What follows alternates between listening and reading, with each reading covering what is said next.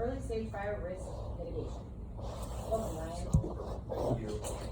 So, as John explained, this is it's kind of the cause and solution to all problems, right? So at the end of the day, I'm going to get into the threats that we see as an industry, why I'm trending them, why I'm tracking them, why I've been doing this, for the past 5 years. I started this in February 2016, and I'll tell you, I remember the first show that I went to with Rover. So there's a lot of different things that I've been doing, but one of my good friends called me up and said, "Hey, Fogelman, you need to come up to Detroit. I want to show you something that we've been working on." And basically, he had been in the scrap metal protection, right? It's a security business, and he had seen a ton of scrap metal yards where they were doing their protection and they'd see a fire and the fire would literally melt their camera. So they had some unbelievable footage. Great, you get to see it, but at the same time, there's a family behind that, there's a business behind that, there's an owner behind that. There's people who lose their jobs and all the different things that happen. And insurance, yeah, that's great, it's a consolation, but at the same time, that doesn't keep your business operating and it doesn't make sure that you keep your customers happy. So one of the, Brad said to one of the owners, "Is there anything I could do?" And honestly, he looked at him being sarcastic and said, "If you could put the fire out, that would have been great." And he was like, Brad was just smart enough, dumb enough, rich enough, poor enough. I mean, I don't know how to explain. He's just an entrepreneurial guy. And he literally went and found Pete, who's one of our partners, who had worked in scrap metal and steel his entire life. He's an engineer. And Jeremy, who is an IT kind of security guru, and they built Rover. So just to let you know, Rover actually just got our patents approved. So it's all done and finished as of 2 weeks ago. It's been a long process. And it's it's a pretty solid thing. So when I had our first show, I came into the industry, and I'll tell you, it's I'm an open person. I believe if there's a problem, you define the problem. If you try to figure out solutions. And when I did my first Waste Expo, I came in and I basically said to the first guy that I met, who's now one of our biggest customers. He's director of recycling for Advanced Disposal. We do 35 of their facilities. And they had just had a major fire. Everybody knew that they had a major fire. They were going public, so they had lost. It had affected about 4 to 5% of their gross revenue. And I showed him our system, thinking that he would just fall down and be like, "Okay, where do I sign?" And his comment was, "I love your system. Why do I need it?" And I'm like, "Because you have fires." And he said, "Do I?" And I said, "Well, don't you?" I mean, it's like, no. And he's like, "Well, I don't know. Do my competitors?" And I literally, so he had to build the ROI to get this investment to actually try to protect his facility. So I started looking, and I have a law degree and MBA. I know how to research. I literally looked everywhere. There was literally no report at all on how many fires had happened, anything outside of anecdotal. So what I started doing was basically, again, you might make fun of me as a PhD student, but from my perspective, it was, I want to set a benchmark. I want to understand. So basically, I trend the last 12 months of every waste and recycling facility fire that does occur in the U.S. That now it's a public fire. It gets reported by the media. So this isn't self-reporting. I'm not going to my customers and asking them, "Hey, how many fires do you have this week?" Honestly, if I know about a fire and it's not reported, I don't share it. And the reason I do that is for a couple, so I started doing this in 2016.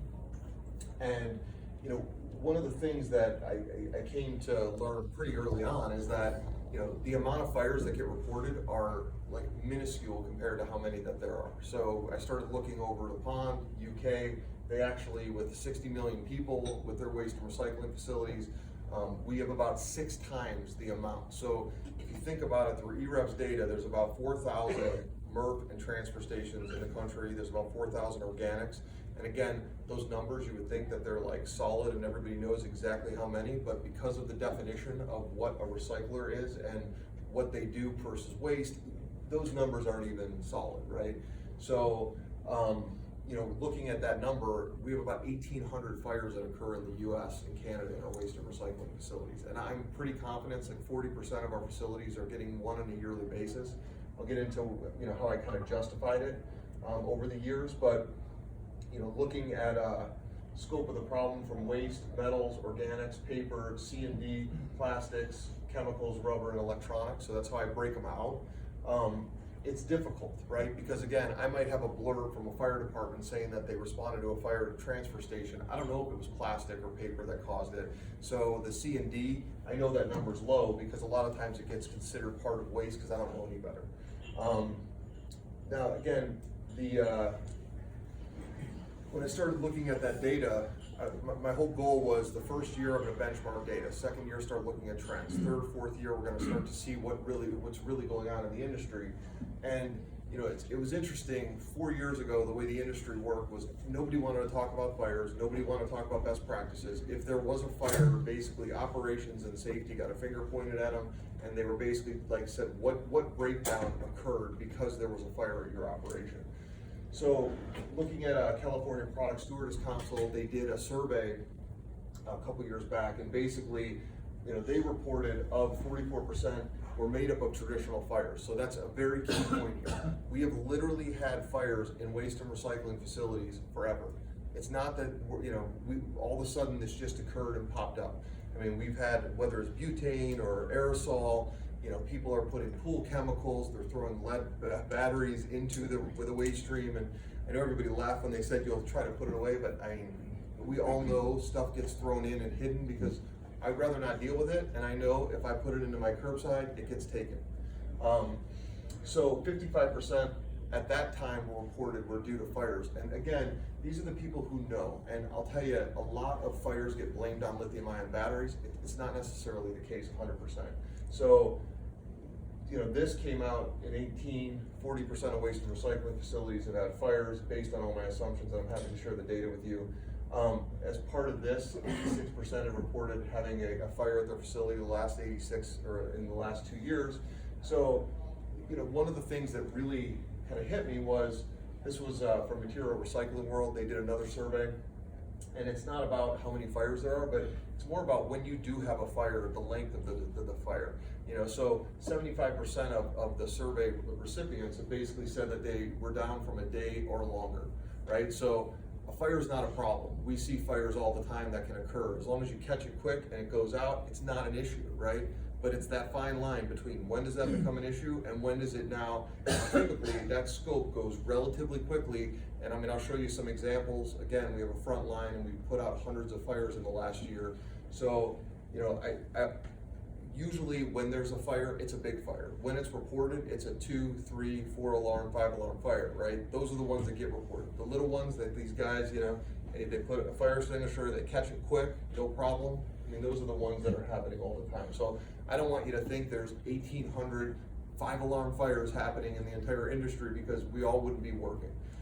At the same time, there is, there's a lot of smaller fires. So this kind of goes back to, you know, the first year we were at C data, second year C data, third year C data, and about 4 years ago my message was, we have not seen anything yet from lithium-ion batteries, right? And I'm still telling you that we have not seen anything yet from lithium-ion batteries. The problem is that if you look at the numbers, it's a hockey stick. And, you know, if you think like VHS took over the world and CDs took over the world, like, I mean, we're in early enough stages now. I mean, I think we're a little bit more mature, but I'm telling you, like, something like this that has 3 lithium-ion batteries, they make 1 billion of them. There's literally potentially 3 billion batteries that could potentially get in. And I know that, you know, Jeffrey had made a couple comments, like, and everybody laughed when you say, well, if a piece of metal gets in it, if it gets bent, if it gets this, I mean, we're rough on our trash, right? Like, we can't be gentle with our trash. That kind of would take away everything that we do from an efficiency and a revenue perspective. So, you know, fires are increasing. Now, people are putting systems like ours in, and people are now focusing on prevention like they've never done before, and fires are still increasing. So if that tells you anything, you know, it's, again, hopefully I'm not here to scare anybody. I hope that's okay. Like, I think we're all here for, are you scared already? No, I said I did that, don't worry. Yeah, so, well, thank you, I appreciate it. Usually it's just me. But, you know, the goal again is not from a scare perspective. The goal is to, number one, you focus on prevention, and you gotta do every single thing you can. Safety and operations and executives still have a ton of responsibilities, right? Our solution, and you know, John had basically said it, is that it's not the end all be all, right? Like, we're one one stool, it's what, three legs. Yeah, 3 legs to a stool, so we're one of those legs, but education, training, making sure the public puts the right material in. I mean, there's so many things that we can do to really stem this problem.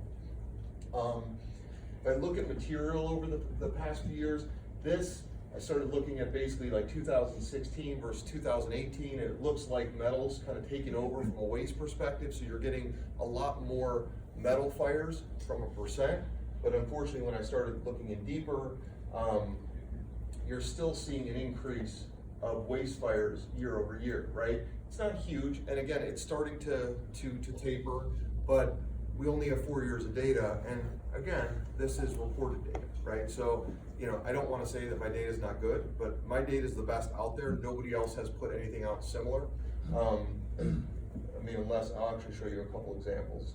And right now, actually, EREF is putting together a survey with all the major players, with SWANA, NWRA, we're part of that is really trying to understand anecdotally how all of the major players, and I believe they have like 60% of the MRFs included in that, and MRFs and transfer stations. So hopefully we'll get a little more data, and we're getting smarter when it comes to this area. This broke it out by waste paper and plastic. So one of the things I started realizing was that when I was defining these, paper, plastics, cardboard, right, like it's all part of the same thing. So I started putting that into a waste, and then C&D and metal, which are very similar. One of the things that I don't think we give enough credit to C&D, everybody out there talks about recycling and they talk about curbside, but according to the EPA, that C&D, like the amount of material that doesn't go in a landfill through C&D and through scrap is 15 times the amount of material that doesn't go to landfill because of curbside. So we focus all this education on curbside, but think like your car gets in an accident and it goes and gets scrapped. How many Juul cigarettes are sitting in that car? How many like computers and Apple earbuds and all the different things? So again, take away traditional hazards of gas tanks and all the lubrication and all the other stuff that's inside there. Same thing with with a building. If a building went down and was demolished 30 years ago, you had very few risks, right? Now, you take a building down, you theoretically could have thousands of computers in there, whether it's in the walls, it's in the electricity, it's in everything, right? Now, imagine there's a fire in that building and that's why it's being demolished. Now you literally have every computer and every single phone that was left in there. So, and I have seen some trends. I pulled this up because I was looking at the spikes. In 2018, we saw huge spikes, and it was really metal and C&D were the back half of the year, and paper and plastic caused by the front half of the year. And the question is why? And that's always the question. What's causing our increase in fires? And I think a little bit of everything is causing our increase in fires, right? Hot and dry environments. We can see that there's actually trends in the north versus the south. Florida has fires in winter, where a lot of times we get a lot of our fires in summer. So you're seeing a lot more spikes in the summer from a Midwest perspective versus Florida that gets them during the winter. So it's definitely an issue. And I think we're all dealing with this climate change and all the different pieces. Every place is getting a little bit hotter. China recycling restrictions, this is not as prevalent now as it was last year, but we did see a little bit of a spike in fires and paper fires. A lot of people were claiming that it was due to number 6 because the market kind of fell out. Again, I only report it. I don't judge what people do. But lithium-ion batteries, and honestly, like Jeff said it, right?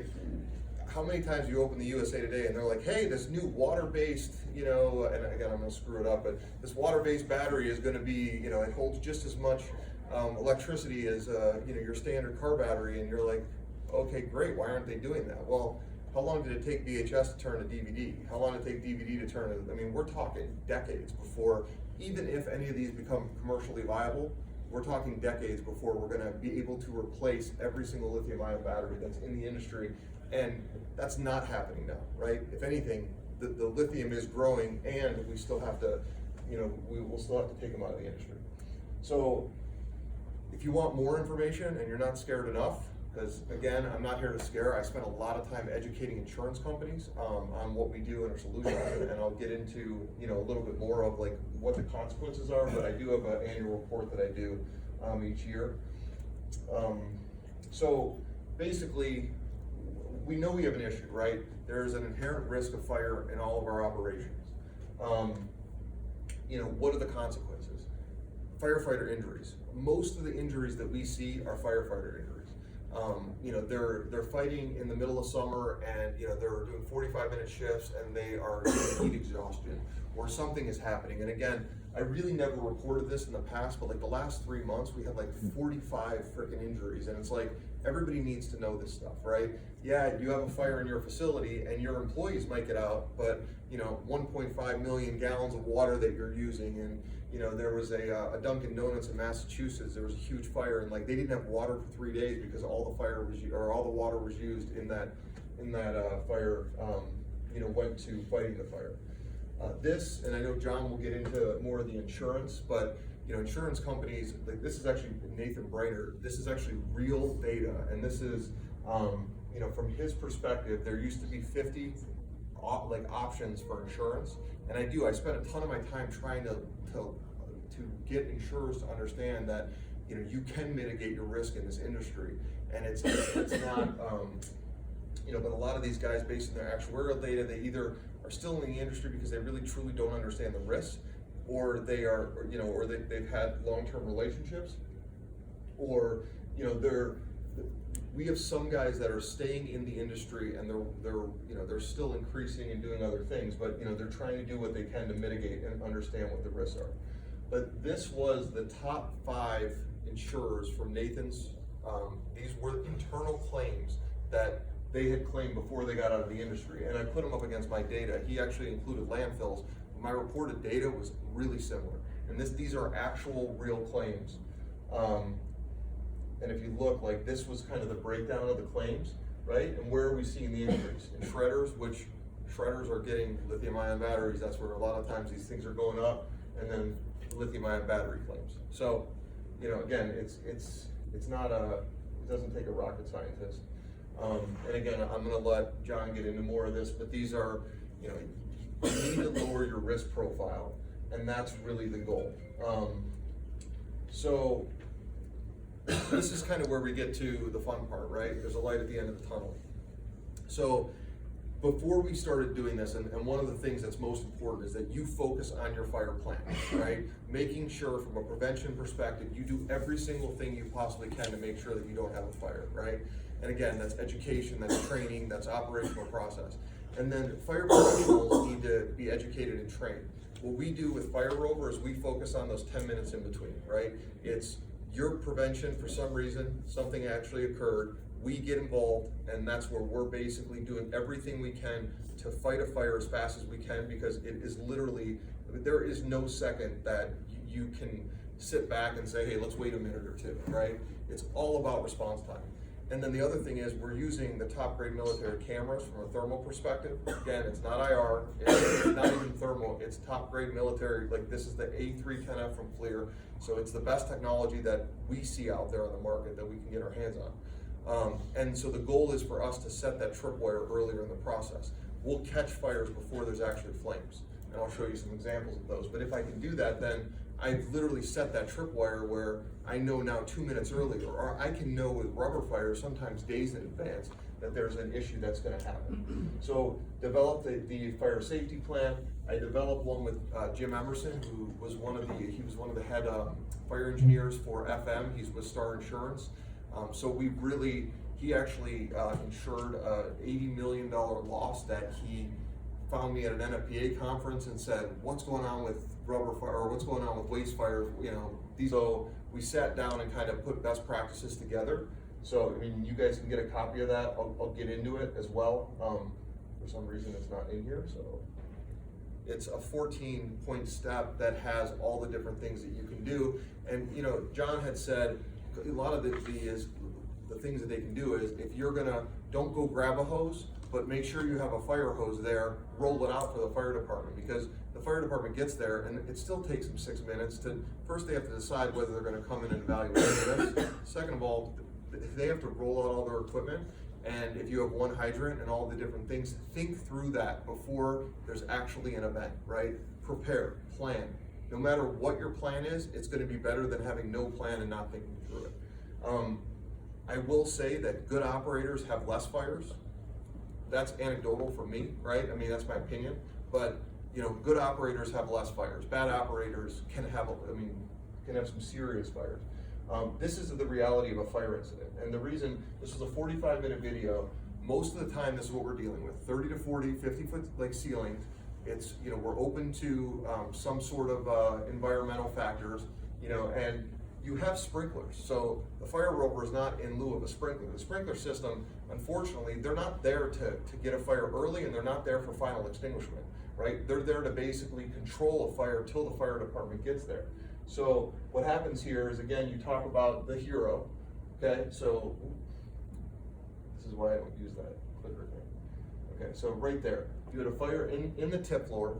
You have a hero, a guy who wants to keep his job, you know, like they don't mean anything, they're not doing it on purpose, or they just haven't been trained. They get into a loader, they drive it right over, they're breathing all the noxious fumes, right? Like anyone who says household waste is not hazardous household waste doesn't know what's in trash, right? Like pool chemicals are hazardous waste, mercury, all the other things that are in there. So this guy will go in and he does a good job, right? I mean, he basically, the fire department is across the street in this location. It's actually, it was in Wisconsin. They come over, they start fighting the fire. It takes them 12 minutes before they're literally putting water down. And so he pulls this out, so the sprinkler systems haven't gone up because they don't have radiant heat. And unfortunately, if you look in the tip floor, it literally starts right back up again in the spot, right? What you're supposed to do is go and you're supposed to actually tap it down or pre-wet it with the proper type of material. But again, we go right in and grab it and pull it because we think that's the smartest thing to do. And you know, it's just, it's a training, it's a training aspect. So, you know, really those guys and your employees, there's a few things they can do, like in your plan. You either evacuate, fight the fire, prepare for the fire professionals to arrive, or you fight the fire and then prepare for the fire professionals to arrive, right? I mean, I don't think that any employee should be fighting a fire if they're not properly trained. That's just my opinion. Again, everybody has their own opinion. So really, our goal is not to have a major fire incident. We're not saying there aren't going to be fires, right? But again, so this is really the idea. No major fire incident. We try to catch it as early in the process as possible. As long as we catch it in here, there's no damage. Once it becomes this, I mean, it's out of our control at that point as well.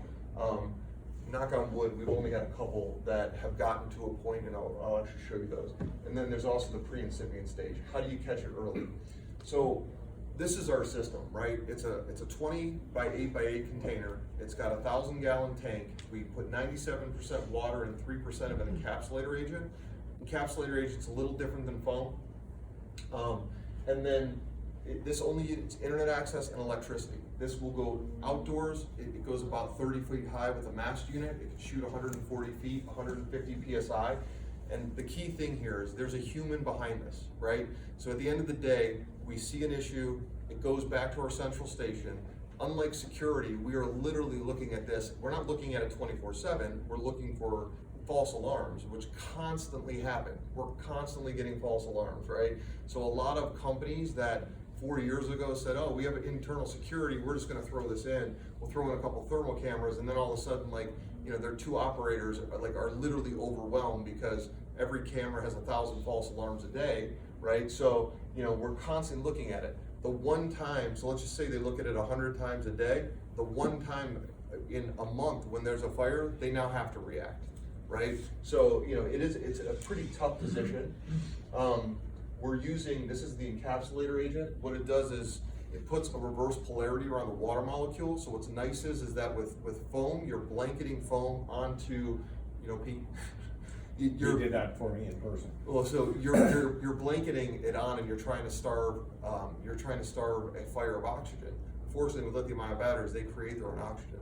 So it's not necessarily about blanketing it. It's about really getting that water molecule that will hit the heat, and actually, instead of steaming off, it will actually combat it. So it works like a pack. You know, the box, again, it doesn't need water. All it needs is internet and electricity and a flat pad, right? It can be put indoors, outdoors. When we do an indoor operation, literally all you see is out of a 40-foot ceiling, you'll see 2 cameras or 4 cameras and a nozzle that can go 180 degrees. So this is basically the fire unit working. So you have 4 different cameras, thermal, we have a nozzle cam, we have a Rover cam. So of course, when we're trying to shoot, there's one camera that we're seeing, and then we also have to have a camera that's set for depth perception. This is a control burn, or was. And I will say this, like, I have about 5 minutes left, so I'll show as many videos as make sense, and if you guys have questions, just let me know. I mean, a lot of these videos, you know, they're on YouTube, on our channel, but that's how far, it'll shoot 140 feet, and it's pretty surgical. So like, perfect example, everybody's heard of the rubber fire. We put a rubber fire out, so this is a facility we've been protecting for about 4 years. They've had 2 major incidents here. We actually caught the fire. We had a rubber fire that was a 3,000 degree burning rubber fire out in 4.5 minutes before the fire department arrived. We had 40% left of our tank. So again, John was nice enough to show the video of the C&D facility. The reason we shot 3 times was because a lot of times what will happen is we're shooting it and we don't know that it's out or in. We turn it off and now we have built-in fire watch. So we're constantly watching. We're not a system that needs reset, right? Even the fire department will say, hey, you gotta stand here and do fire watch for the next 20 years and, you know, stand with a hose and go back and forth and you're gonna pay someone to do that. You don't need that with our system because we basically will see it. But again, you'll see, we'll target this, you know, all the way through until it's a cleared fire, 4.5 minutes.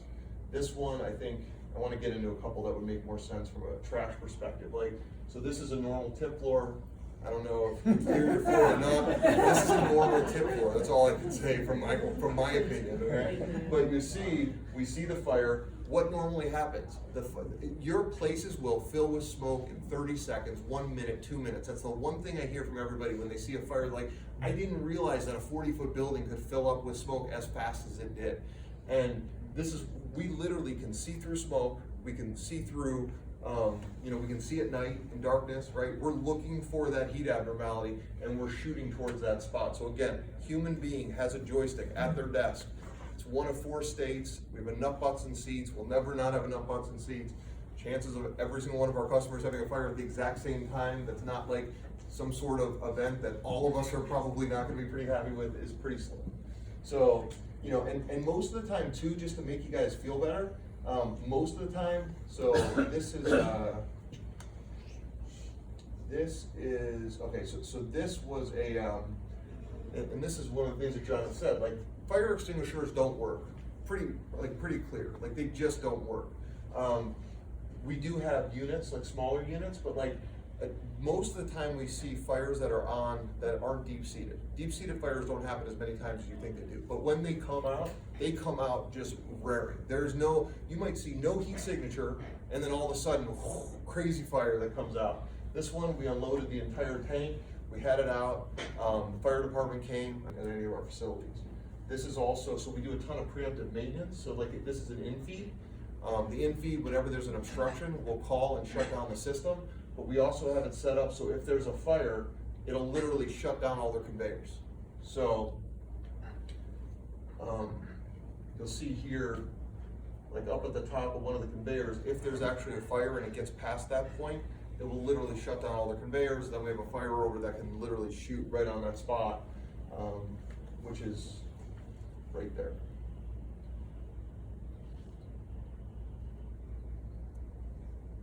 So this one, you know, I call this what's the real cause of a fire. This is, so we're actually here, this is a facility, and we do have we have 5 facilities now that are in lieu of fire sprinklers, just based on as we get more and more, you know, credibility in the industry, or in the fire industry, I should say. But we're actually protecting an $8 million piece of equipment here. What happens is that a forklift hits a paper bale, right, a loose paper, and it hits it like 3 times. 30 minutes later, there's no heat signature. 30 minutes later, it spontaneously combusts, right? Sounds insane, but everybody would have blamed that on lithium-ion batteries. It wasn't, it was the forklift. So again, we'll hit it, and I do have a lot of these videos if you want to see them, but you know, you can see that, we go in, we shoot, we put it out. There's a couple of things that I do want to show you, and then I'll call it a day. So these are the different applications, scrap. So typically this is how we'll set up, you know, and basically look at like what equipment we'll use. But we do have fire brigade tools as well. So again, was saying that fire extinguishers don't work. They work in specific instances. This is one of our 10s, and I'll show you the 90. What's nice is that you can't put a fire Rover unit everywhere, right? I mean, it really works for 280 feet by 280 feet, and then you're not going to put 15 of these at a site. I mean, the most we have at any site is 6, and it's hazard materials. So we do thermal protection with cameras, and then also with our enforcer units, which these are like mini fire Rovers. They don't need access to to a water line. They can shoot for 4 to 6 minutes. They can shoot 90 feet. So it's nice, and they work well. So again, the whole idea is that we're not here to guarantee that we put every fire out, right? We basically guarantee that our equipment works when it's needed, and then we get fined heavily if it doesn't work when it's needed, right? But we're not an insurance company, and it's one of those that when you're trying to think of where does our system work, you got to think of what are all the things out there that make sense: training, education, every single thing, preparing for the fire department, having a good relationship with your fire department. That is huge. I mean, I cannot stress that enough. The first time a fire department comes to your site is when you have a fire. It's like they're literally doing nothing, So, anyways, I'll leave my contact